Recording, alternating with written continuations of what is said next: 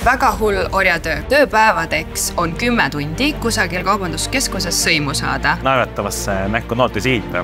Aga neiudele ikka ju lüüakse külge niimoodi. See on väga suur egolaks. Kui raha teenimine on eesmärk, siis sa pead oskama müüa. Kas müük on manipulatsioon? Me oleme loonud sellise väikse müügiülikooli. See soov kadus mul ära siis, kui ma nägin juristide ja advokaatide palkasid. Pigem introvert, pigem ekstrovert. Võiks ju mõelda, et ekstrovert on ju. Parim erinaine, parim müüginaine üldse. Kas müük on manipulatsioon, manipuleeritada inimestega? Hea müügiinimene ilmselt oskab seda teha küll, ta oskab suunata inimest kohta, kuhu ta jõuda tahab, aga tegelikult, kui me müüme mingit toodet või teenust, siis seal peab olema nii emotsionaalne kui ka loogiline põhjus. Kui sa sellist asja teed, siis ta võib ju korraks sellega kaasa minna, aga tunni aja pärast helistab ta sulle, ütleb, et kuule, et mis asja, ma ei taha seda anja. Seega pigem, mis meie teeme müügis, on see, et me kasutame oma oskusid selle jaoks, et mõista inimese tegelikku probleemi ja siis me lahendame selle. Aga see on hea küsimus, sest sellist asja tehakse ja ilmselt esimese asja tulevad kohe mingid automüüjad, tolmimüüjad, kes müüvad mingi asja maha ja siis hiljem vanemad tahavad need asju tagastada ja siis see ei ole mingil põhjusel võimalik ka. See on jah manipulatsioon, et nagu inimesel võib-olla vajadust ei olnudki, et lihtsalt ta manipuleeriti seda ostma ja pigem võiks teha ju vajaduspõhismüüki, eks ju? Ja täpselt, aga kui sa mõistad inimpsühholoogid ja sa arendad müügioskust, siis see on oskus, mis tuleb sellega kaasa. Et sa paned inimese vajama seda asja, on ju? Ja, et see manipuleerimisoskus tuleb sellega kaasa, sa õpid ka selle ära, aga su müügikarjäär väga lühikeseks, kui sa hakkad inimestega manipuleerima. Et meie ei taha sellist inimest enda tiimi ja ükski meie koostööpartner ei taha, et meie sellist müüki ka teeksime. Ja lõpuks pole sul koostööpartnerite usaldust, pole sul klientide usaldust ja pole sul üldse mitte kuskil mingit usaldust ja Kas seda oskust saab veel elus rakendada peale selle ühe kindla toote ja teenuse müüki, eks ju? Kuidas see nagu edasi läheb sealt? Müügioskus on tegelikult väga universaalne. Kui sa selle oskuse juba kätte saad, siis see piirdu ainult sellega, et sa oskad müüa ainult ühte toodet ühes kindlas formaadis. Kui sa kuulad ärimaailma tipptegijaid, siis mis on esimene ja põhiline oskus, mida soovitavad ära õppida? See on müügioskus. Nad soovitavad minna kohta, kus sul on võimalik ennast müügialaselt korralikult arendada ja see tulevikus avabki sulle nii palju uksi, kui vähegi sa soovid. Kui sa tahad saada väga heaks ettevõtjaks, siis kõige olulisem oskus, mis omandama pead, on müügioskus. Ehk see ei piirdu ainult sellega, et sa oskad hästi suhelda enda vanematega, sa oskad mingit ühte toodet müüa. See lõpuks ongi see oskus, mis avab sulle tulevikus kõik need vajalikud uksed. See võibki olla see kiirtee sinu unistuste täitumisega. Nii et kas sa ütled, et selleks, et olla väga hea ettevõtja, oleks jumalast hea alustadagi täitsa nagu sealt nii-öelda algusest, sealt ütleme siis keskustest? Alguseks natuke palju seda nimetada, aga jah, see mõte on õige. Kui sa tahad olla väga hea ettevõtja, siis sa pead oskama, sa pead olema ka hea suhtleja, sa pead mõistma müüki ja sa pead olema hea müügiinimene. Tegelikult lõpuks tuleb maha müüa iga toode. Ja ei oma tähtsust, kas sa müüdki mingit füüsilist asja, kas sa müüd teenust või sa oled mingi IT-arendaja või sa oled arst või isegi või sa oled personaaltreener. Lõpuks igal juhul sa pead maha müüma kas enda või enda toote. Selle jaoks, et sa saaksid teenida raha. Kui raha teenimine on eesmärk, siis sa pead oskama müüa. Treenerina, ma võin jälle tuua siia paralleele, treenerina tegelikult, kui sul on nii-öelda fit keha, ehk siis su keha selles mõttes on näha, et sa oled tööd teinud ja sa tead, mida sa teed. Sellega sa juba müüd, see on nagu sinu nii-öelda visiitkaart, on ju. Aga ma eeldan, et tegelikult ka müügis on see, et kui sa keskuses oled, sa pead nägema esinduslik välja ja mida parem sa välja näed, sa rohkem inimesed võib-olla kuulavad sind, vastab see tõele. Treenerina sa pead olema ise selline, nagu sinu klient tahaks olla, sa pead ise olema heas vormis, on ju. Aga samas, kui sul võivad olla kõige paremad teadmised, sa võid olla kõige parem treener, aga kui sa ei oska suhelda inimestega, siis sul ei ole kliente. Sa võid väga hästi teada, mida ta tegema peab, aga kui kogu teie treening seansi vältel sa oled lihtsalt telefonis ja sa ei oska mitte midagi öelda, just täpselt. Siis väga kiiresti sa jääd oma klientidest ilma. Kui ma vastan sinu küsimuse teisele poolele, kas peab ka esinduslik välja nägema, siis absoluutselt.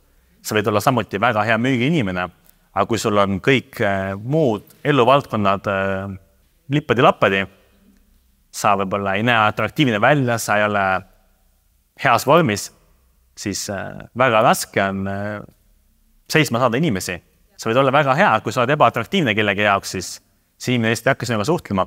Seega tegelikult enese arengust rääkides, siis me ei õpeta ainult müüma inimesi, vaid me räägime ka toitumisest, trennist, tervisest.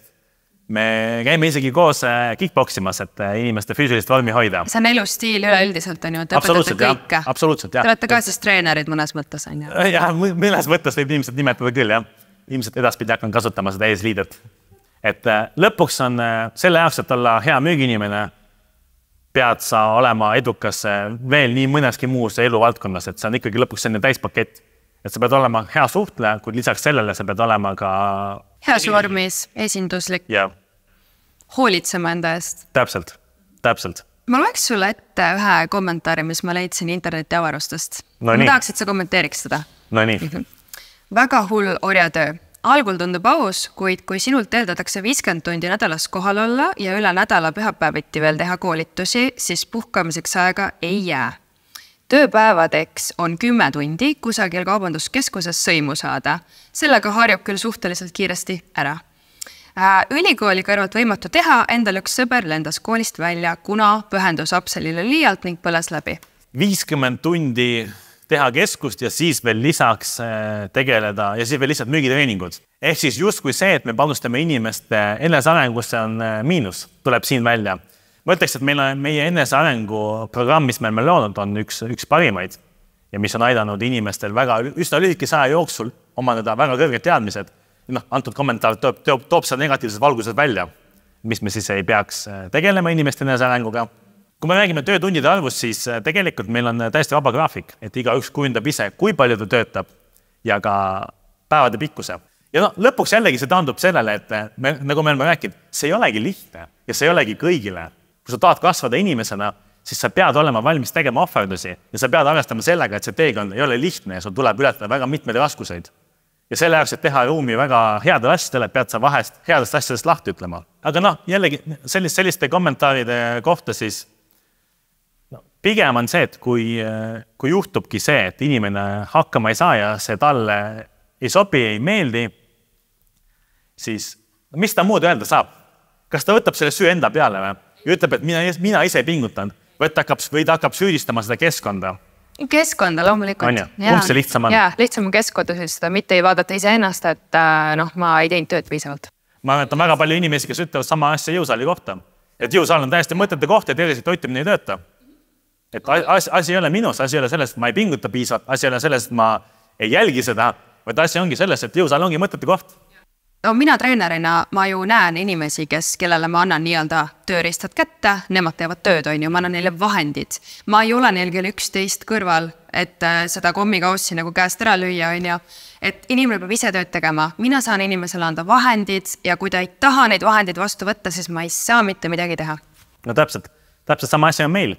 Et me oleme loonud väga head tingimused. Tõesti siin inimestel on olemas pidev tugi, kõik vajalikud oskused, teadmised me anname edasi, kuid ikkagi see töö tuleb ise ära teha. Ja ongi see, et me ei otsigi kõiki inimesi, me otsimegi spetsiifilisi inimesi, kes tahavadki oma eluga midagi enamat teha, kes ongi valmis pingutama ja kes on valmis panustama. Ja seega see töögi lõpuks ei olegi igale ühele. Kui sa tahadki teha mitmeid asju korraga ja kui sa otsid lihtsalt mingit teenimist võimalust, siis võib-olla tasub vaadata mujale. Võtate te üldse vastu inimesi, kes ülikoolis õpivad? Me oleme võtnud, kui tõesti tundub, et seal on suur potentsiaal, aga hetkel on niimoodi, et kõik, kes meil töötavad ikkagi täiskohaga. No, tõesti, aga osad ongi ülikoolist ise ära tulnud, nagu siin kommentaaris mainisid, osad ongi ülikoolist ära tulnud, sest nad näevad siin nii palju rohkem väärtust. Sa õpid oskusid, mida sa ülikoolis ei omanda, sa õpid neid väga kõrgel tasemel ja samas sa teenid palju rohkem, kui sa ilmselt teeniks oma ülikooli kraadiga. Seega tundub olema väga aus vahetus. Ja, mina ise nüüd valiks midagi vastu siin natukene võib-olla. Ülikool on ka ikkagi minu silmis väga oluline. Et lihtsalt võib-olla ongi valikute küsimus, et mida sa oma elus nagu saavutada tahad, on ju, kas sinu jaoks on olulisem see mingi suurte summade teenimine, on ju, või siis ülikoolis hariduse saamine, on ju. paber, jaa, ma saan aru, mis sa mõtled, et paber on, aga samas ülikool on ka korralik elukool selles mõttes, reaalselt on ju. Et jah, taandub ilmselt eesmärkidele. Absoluutselt jah. Kui sa räägid, et ülikool on parim moodus selle jaoks, et teenida väga palju raha, siis... No oleneb, mida sa õpid, oleneb, kõik oleneb tegelikult. Ma olen nõus. Arstiks sa ei saa, kui sa ülikooli ei lähe. Täpselt. Advokaadiks ei saa, kui sa ülikooli ei lähe. Ja arstid ja advokaadid teenivad normaalselt, on ju. Kusjuures ma ise õppisin õigusteadust ja ma tahtsin minna advokaadiks. Ja see soov kadus mul ära siis, kui ma nägin juristide ja advokaatide palkasid. Ma töötasin pangas, siis oli mul see võimalus ja kohustus olemas, ma pidin seda vaatama. Ja ma otsustasin minna müügitööle, kus tegelikult ma lõpuks teenisin rohkem kui keskmine siis jurist või advokaat. Kuidas sina üldse alustasid? Ma alustasin niimoodi, et ma läksin ülikooli, mul olid ambitsioonid ja ma mõtlesin, et kui ma lähen õppima mingit prestiivset ainet nagu õigusteadust, siis see ongi võti tulevikku, see ongi minu edu võti tulevikku. Ja ma õppisin ja paralleelselt läksin mingi hetk tööle panka, töötasin seal, tegin ka tegelikult nii-öelda telemarketingi, siis sain veidi kõrgemale levelile ja ma hakkasin nägema inimeste palkasid, ma nägin, kui palju keegi teenib.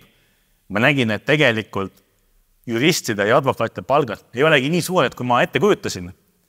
Ja mina pangas isegi teenisin rohkem kui mõni jurist. Ja ma ütlesin, et ma tahaks teha sellist tööd, kus tasu sõltuks minust täielikult. Kus ma ei saaks tasu selle eest, kui palju ma aega panustan, vaid kui palju on mul oskuseid.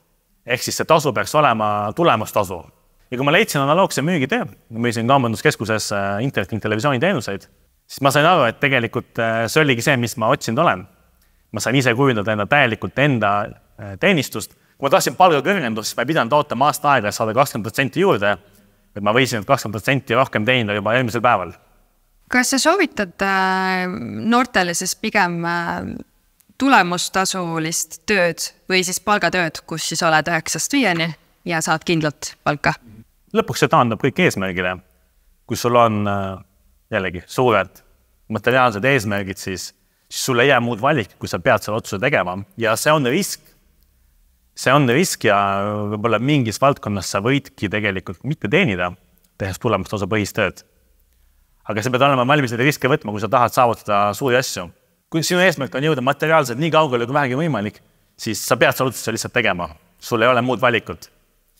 Samas, kui sinu eesmärk on see, et sul oleks võimalikult stabiilne elu ja see peaks liiga palju, see taha enda elu üldse mitte mingit stressi ja sa tahaks, et sul elu oleks nii chill kui vähegi võimalik, siis on palgatöö, ja just, oleneb vist isiksuse tüüpidest, eks ju. Täpselt, jah. Et kindlasti mitte selle kõigile. Sellegi kõigile, see tegelikult see ongi lõpuks väga vähestele, ainult kõige ambitsioonikumatele inimestele. Aga milline inimene sobib üldse müügialalu töötama? Mis need iseloomu omadused võiksid olla? Tead, me oleme ise siin kohal väga palju üllatanud, kui me oleme varasemalt pannud mingisuguse raamistiku ja oleme üritanud selle raami sisse jääda. Samas me oleme andnud võimalusi inimestele, kes justkui ei peaks sobima. Ja me oleme üllatunud ja neist on saanud väga tugevad müügiinimesed. Ma isegi ütleks seda, et mida kehvem on stardipositsioon, seda parem üldiselt on. Mida rohkem võib-olla inimene on varasemas elus rasked asju läbi teinud või kuskil põletada saanud või mingit jamast läbi pidanud minema, seda rohkem ta hindab seda võimalust. Inimene, kellel on väga head eeldused olemas, kes pole kunagi töötanud, kellel on kogu elu lihtne olnud, siis ta võib-olla ei väärtustagi seda. Kas te otsite puhast lehte, nii-öelda? Et inimene on puhas leht, kui ta tuleb, või inimene, kes tuleb mingite juba eelneva müügitöö kogemusega, et kuhu te eelistate? Võiks öeldada, et igasugune kõiksugused eelteadmised tulevad kasuks, kuid paraku, kuna Eesti müügikultuur on nii madal, siis pigem see võib vastu toimida ja see on pigem tulnud kahjuks meie kogemuse põhjal. Seega lihtsam on hakata tööd tegema puhta lehega. No jällegi, see on nagu sama näide, kui me toome siia paralleeli fitnessis, siis võib-olla inimene, kes on treeninud vale metoodika järgi, teinidki vales asju, siis sa pead hakkama teda ümber õpetama, sa pead teda ümber veenma, miks see asi, mis tema teeb, ei toimi ja miks see asi, miks sina toimib, sa pead tegema topelttööd. Teda on meeletult raske ümber õpetada, ta on harjunud ühteviisi tegema, see, et talle hakata midagi teist nüüd õpetama peale, see on palju raskem kui täielik algaja, kes tuleb ja sa saad kohe õpetada teda kõik õieti tegema. Äkki oli mingis Bruce Lee filmis, kus Bruce Lee rääkis, et sa pead olema täiesti tühi, sellest ma saaks sulle midagi õpetada, et kui sinu klaas on vett täis ja kui ma hakkan sinna uut vett peale valama, siis see vesi voolab välja. Ma ei saa sind õpetada, kui su klaas on juba täis. Kui sa arvad, et sa oled juba hea, sul on mingid oskused olemas, siis ilmselt sa ei võtta neid asju, mida meie üritame sulle edasi anda nii hästi külge, kui sa üldse külge võtad. Aga kui te olete, kindlasti olete võtnud kedagi, kellel on olnud eelnev müügikogemus, eks ju, et kas need inimesed ka vaidlevad vastu võib-olla mingitele metoodikatele või avaldavad arvamust või kuidas see on? Ja eks on tulnud seda ette ka, et vaieldakse vastu ja avaldakse võib-olla väga tugevat arvamust, aga lõpuks kõik taandub ju tegudele. Kui me laseme tal tegutseda tema enda metoodika järgi ja ta mitte mingit tulemust ei tee, siis on ilmselge, et tema lähenemine ei toimi ja ta peab kas hakkama meid kuulama või siis ta ei taha lasta oma egol haiget saada ja pigem ta läheb minema ja kirjutab internetti mingi kommentaari. Kas müügitööd tegema sobib pigem introvert, pigem ekstrovert? Võiks ju mõelda, et ekstrovert on ju. Jah. Just kui ta on eeldused olemas. Aga meie praktika näitab seda, et mida kehvem on inimese stardipositsioon, seda kaugemal ta jõuab. See suurem on tal võidujaama. Kui ta on ekstravert, siis tal on igal pool mujal võib-olla eluvaldkonnas nii palju väikseid võite saanud ja ta meeldib inimestelt, saab nendega hästi läbi ja ta saab igal pool palju mujalt tähelepanu. Aga kui ta on introvert, siis võib-olla tal ei olegi väga sõpru ega tuttavaid ja ta ei saa mujalt tähelepanu ja nüüd on see koht, kus ta peab ennast tõestama ja siis ta ikka tõestab ennast väga korralikult. Lõpuks on eelised siin, on eelised seal, aga ma ütleks, et inimesed, kellel on olnud elus rohkem raskuseid, jõuavad tavaliselt kaugemale. Äkki sa näiteks räägid meile mõnest põnevast juhtumist, mis on näiteks siis müügiga seoses tulnud kaubanduskeskustes? Võib jääda mulje, et kaubanduskeskustes öeldakse meile tihti võib-olla väga ebameeldivaid asju või tihti sattuma ebameeldivatesse olukordadesse, aga tegelikult see niimoodi ei ole. Võib-olla oled kuulnud ka väidet, kui sulle paneb näkku üks inimene, siis probleem on temas. Kui sulle paneb näkku 10 inimest, siis probleem on sinus. Seega, kui sa ise oled tore, meeldiv inimeste vastu, siis väga raske on saada mingit negatiivset reaktsiooni. Ja samas võib-olla oled kuulnud ka ütlust, et naeratavasse näkku nooti siita. Seega vastupidiselt üldisele arvamusele pigem on ikkagi see, et ei ole olnud midagi väga ekstreemset. Mitte ühtegi ekstreemset lugu ei tule meelde? Ei ole olnud, keegi peksa pole saanud ja politseid pole kutsutud ja see ongi täpselt selle pärast, et me ikkagi üritame ise olla meeldivad ja üks meie eesmärkidest on see ka, et inimesed pärast meiega suheldes peaks lahkuma kõrgema emotsiooni, kui nad tulid. Ja mingid sellised positiivsed asju on ikka olnud, et näiteks neiudele tuuakse vahest lilli ja väga meeldiv. Ja kuttidele tuuakse vahest õlle. Aga neiudele ikka ju lüüakse külge niimoodi või jäädakse rohkem seisma või ei või? Kuidas sellega on? See on hea küsimus. Neiudel on palju lihtsam teha müüki. Neiudel on tõesti väga palju lihtsam teha müüki ja samade oskustega neiu tegelikult, tal tuleb palju kergemalt see. Ja neidudele, tehakse komplimente, tuuakse lilli. Neidudel on meeste tähelepanu võib-olla kergem võita ja paremini jäädakse kuulama ja siis, kui veel saadakse aru, et see neiu on oma tegelikult toote spetsialist ja oma ala professionaal, siis on nagu huvitav kuulata. Eriti kui me räägime mingis tehnika valdkonnas, sa näed tavaliselt meest selles rollis, kes sulle räägib, aga siin on neiu, kes teeb sinust rohkem sel antud teemal ja siis on huvitav vestelda. Aga miks tiimis on rohkem mehi, neidusi väga vähe? Tead, võib-olla see taandub sellele, et neidudel ongi mingisugused negatiivsed uskumused. Võib-olla peetakse seda raskemaks, kui see tegelikult on ja ega see ei olegi lihtne tee, aga samas mõtlengi, et neidudel pigem see tuleb lihtsamini välja. Võib-olla kardetakse ka, et keegi hakkabki kuidagi ebameeldivalt külge lööma võib-olla ja. Aga jällegi seda pigem ei ole üldse ja alati töötakse kahekesi ka ja. Aga mis sa arvad, kas mina sobiks müügiinimeseks? Sa hetkel tegeled bikini fitnessiga täiskohaga. Okei. No ja treener olen ka. Ma näen, et sul on ambitsiooni, ma näen, et sul on drive'i, aga lõpuks see taandub sellele, kui palju sa oled valmis loobuma selle jaoks, et saada väga heaks siis ärinaiseks. Ehk siis minu küsimus oleks see, kas sa oled valmis bikini fitnessi jätma tahaplaanile või sellest täielikult loobuma selle jaoks, et saada parimaks võimalikuks ärinaiseks, kui sa võid saada. Ja, kui ma võtaks eesmärgiks, et ma tahan olla parim võimalik ärinaine üldse, siis ma olen nõus loobuma. Ja. Sest ma juba tean, ma ju tegelen fitnessiga, ma tean, et sa pead keskenduma ainult ühele asjale. Sa ei saa keskenduda mitmele asjale korraga, sa ei toimi. Muidu sa oled lihtsalt keskpärane kõiges, mis sa teed. See on sul täiesti õigus selles, aga see probleem on seal, et kui sa ühele alale nii palju pühendad enda aega ja energiat, siis see ala justkui hakkab sind defineerima. Et sina oledki see, kes tegeleb fitnessiga, sa oled treener, sa oled selles väga hea. Just. Kas sa oled valmis nüüd loobuma sellest, kus sa oled väga hea, selle jaoks, et olla täiesti algtasemel mingil muul alal, kus võib-olla on küll suurem potentsiaal, kui me räägime teenimisvõimaluste koha pealt. Kas sa oled valmis sellise otsuse tegema ja paljud tegelikult sellist otsust ei ole valmis tegema, sest see on väga suur egolaks. See on väga suur otsus ja ma ei oskakski sulle praegu koha peal vastata, ma peaks nagu kaaluma seda, et kas ma olen valmis kõigest loobuma oma treeneritööst ja oma fitnessist ja kõigest, et kui ma võtaks eesmärgiks ma nüüd tahan olla see parim ärinaine, parim müüginaine üldse, siis ilmselt ma teeks seda. Ma olen selline inimtüüp küll. Kui kaua üldse, kui inimesed tulevad teie juurde, kui kaua nad õpivad kunsti, et olla siis hea müügimees? Või naine. Või naine. Just, kui kiiresti hakatakse teenima reaalseid summasid? Näiteks meil on inimesi, kes tulevad ja nad on sellised loomulikud talendid. Neil võib olla mingi varasem kogemus, oskus, mingid teadmised, nad on head suhtlejad. Ja me paneme, ja siis tundub, et see ongi nüüd see inimene, kellest saab siin meie uus top tegija. Ja ta saab ise ka aru sellest, et tal on eelis teiste eest, tal on parem stardipositsioon.